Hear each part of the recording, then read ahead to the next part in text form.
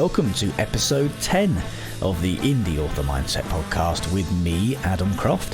First of all, thank you to everyone who's been telling their friends and fellow writers about this podcast. It's growing in popularity all the time, actually, and I've been really pleased with how the word has been spreading. Of course, please do continue to tell people about it so we can reach and help as many authors as possible. And if you're new to the podcast, then welcome. I try to record new episodes around once a week, and they usually come in around 15 minutes in length, mainly because I know you guys want the good stuff without all of the pointless waffle. On which note, Tyler Porter posted in the Indie Author Mindset Facebook group this week, and it certainly caught my eye. He said, "Hey Adam, here's a question for you I think would apply to everyone in our group. How do you deal with self-doubt? I have to believe that is something we've all felt at one point or another being writers. The constant worry that your work isn't good enough, or that people won't want to read it, or that because things aren't taking off right away, you aren't meant to be a writer, even though it's what you love to do. How do you manage that when it springs up? I would be curious to see what everyone else has to say as well." Now, at this point, a few people started to chip in with their own experiences, which is something that I've found really quite intriguing, actually. Michael Parker said, "It's par for the course for writers. Some call it imposter syndrome. Nobody has a God-given right to be a best-selling author." And he says to Tyler, "Keep at it. You're part of a well-populated club." Liz Stewart popped up to say that she's a therapist, and it comes down to mental fitness. Thoughts are just potentials, and you'll keep having the ones you entertain, which is a very interesting take on things, actually. And Shel Bliss said even though she's written over 30 books and she's moderately successful, she has doubt with every single book. She's convinced that each one is going to be an epic failure and the one to end her career. She says she remembers when she had a wildly successful series and decided to write a spin-off series next, but it didn't sell, and she laid on her bathroom floor crying on release day, thinking her career was over. But what happened? The next series, every book hit the USA Today bestsellers list, but she still doubted every book she wrote. She says she thinks the pressure has only increased for her over the years. She used to thrive on stress, but now, I'll take out the details, she's not necessarily thriving on that stress." This is a subject, actually, which is very close to me. As you might all have already heard, on episode 6 of the Indie Author Mindset podcast, I spoke to fellow author James P. Sumner, who was writing full-time and earning very good money from it. But his journey into full-time writing took a terrible toll on his mental health, and he ended up losing not only his mental health, but also his marriage. And in September of last year, the stress gave him a heart attack. Now, James is in his 30s, like me. He's married with a son, like me. That story really hit home, and I realised that we need to do much more as an industry, as a community, to address our health. Writing is an insular activity. It's not great mentally or physically, especially combined with all of the pressure of having to sell your books to make a living, as well as the constant comparisonitis when you look at other authors and wish you were where they are. And some of you will probably think that way about me. But I want you to know that you shouldn't. The grass isn't always greener on the other side. And all levels of author, with all levels of success and experience, live with huge challenges. Bigger names tend to have much more to lose, and this industry is volatile. So we all need to look out for each other. We all need to take much more care over our own health and that of our fellow writers. Now, I've got a few ideas up my sleeve for this, but for now, I want you to share your story and your experience with me. And you can do so in complete confidence. You can email podcast indieauthormindset.com. You can send me a message on Facebook, or if you'd like to share your experiences with other members of the Indie Author Mindset Facebook group, you can. On that same thread, Jennifer Lewis-Williams had some tips. She says she has doubts about every book that she publishes, but this is what she does to get through it.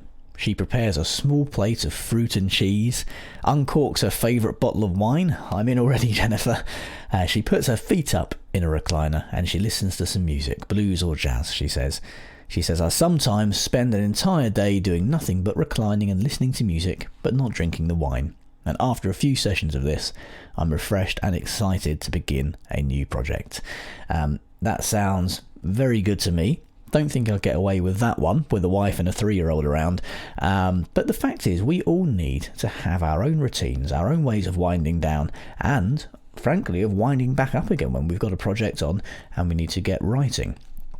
And it feels a little wrong to be advertising my own products off the back of that little monologue a minute ago, but in all seriousness, my recent course, Productivity for Writers, has a huge number of tips, not only on getting more productive, but getting your brain into the right frame of mind for writing and publishing. And the more I think about it, the more it's about general good advice for improving your mental health as a writer. So even though I feel bad mentioning it, if you do want to check it out, then just head over to courses.indieauthormindset.com, and as a listener to the podcast, you can get any of my courses at half price using the promo code podcast.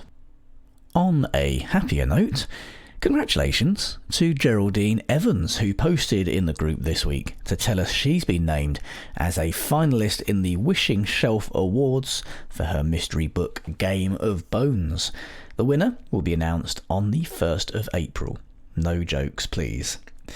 A few days ago, Andreen Lowe posted in the Indie Author Mindset group to say she was horrified to have received her first ever spam report on her newsletter. She said, it's strange given that everyone on the list has subscribed, and if they unsubscribe, I delete them immediately. Add to this me only sending out 2 newsletters a month, and it's not like I'm bombarding them. Crossing my fingers this doesn't impact negatively on the delivery of future newsletters. Well, we dug a little further, and we found out that Andreen really didn't need to worry. She's been emailing her 1,200 readers for 3 years, and this is the first time she's had a spam report. So honestly, if this happens to you, don't worry.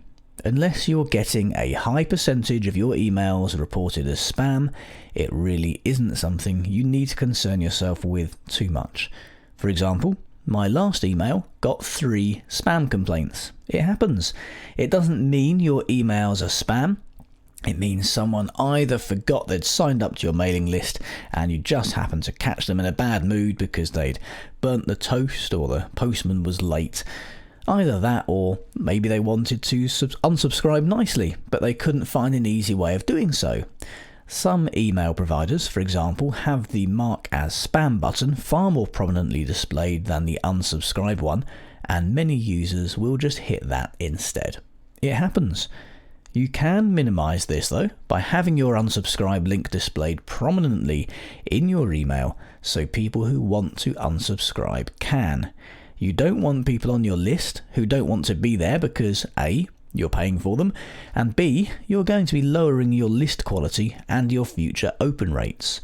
Take a look at your reports and stats for the emails you're sending and look for any abnormalities or spikes which could help you discover why people might be unsubscribing or reporting your emails as spam. But whatever you do, please don't take it personally. It really is more than par for the course. On to other news. In the bookseller this week, there was a piece by best-selling author Nicola May on the snobbery that still exists in some small pockets of the industry against independently published authors. One of her books, The Corner Shop in Cocklebury Bay, started selling around 2,000 copies a day in ebook, and it was store-wide #1 on Amazon for 6 weeks.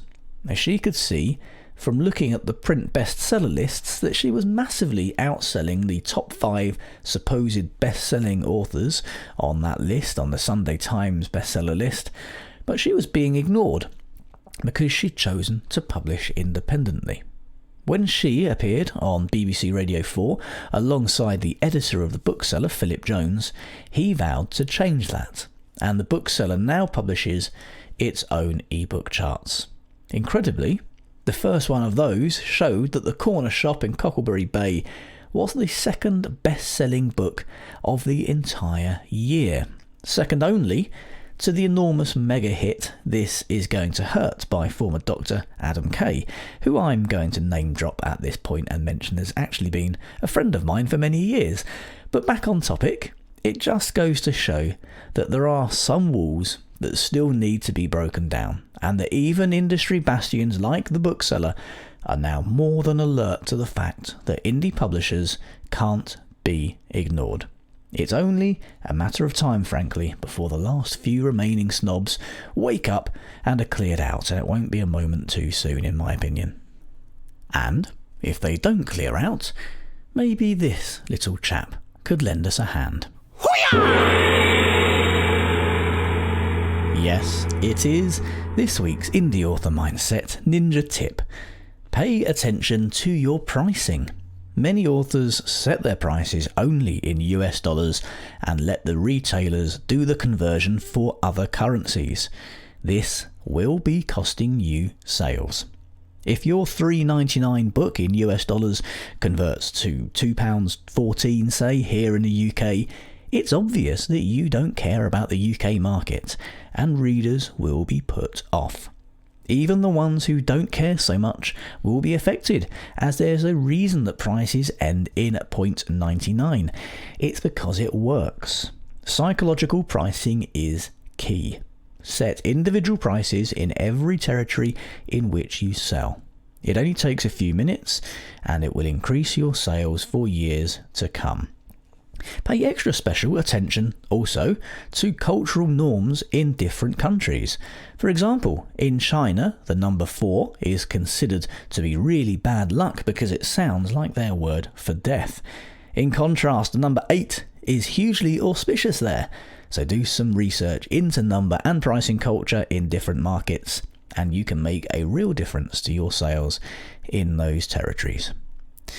Thank you very much for listening to this episode of the Indie Author Mindset podcast, and for all of your continued support. I really do appreciate all of your feedback, good and bad. I'm very keen that the podcast gives you exactly what you need, so if you've got any suggestions for topics you'd like me to cover, or questions you'd like me to answer, or anything else at all, including of course my shout out earlier for anybody to be sharing their experiences of health, mental health, self-doubt, and the impact that's had on your writing, please do fire me an email at podcast@indieauthormindset.com, or catch me in the Indie Author Mindset Facebook group. And of course, don't forget to claim your half-price Indie Author Mindset mini course. Just listen on to the end credits to find out how to claim that. On next week's show, it will be another guest special. This week I'll be speaking to Dan Parsons, who has written a new book on networking for authors, which is perfectly timed with the London Book Fair coming up and the festival and conference season getting into full swing. He's got a new book on that. He's got some great tips for networking with other authors and people who can be helpful to your career both online and offline. So make sure you tune into that episode next week. Please do remember to subscribe to the podcast so you never miss an episode, including that one. And I'll see you back here next time for episode 11. Take care of yourselves. This episode of the Indie Author Mindset podcast was presented by me, Adam Croft. The theme music for this podcast is by the Caesareans. Don't forget you can claim 50% off any Indie Author Mindset course by entering the promo code podcast at the checkout. Links are in the show notes. For more great tips and guidance, join the Indie Author Mindset group on Facebook.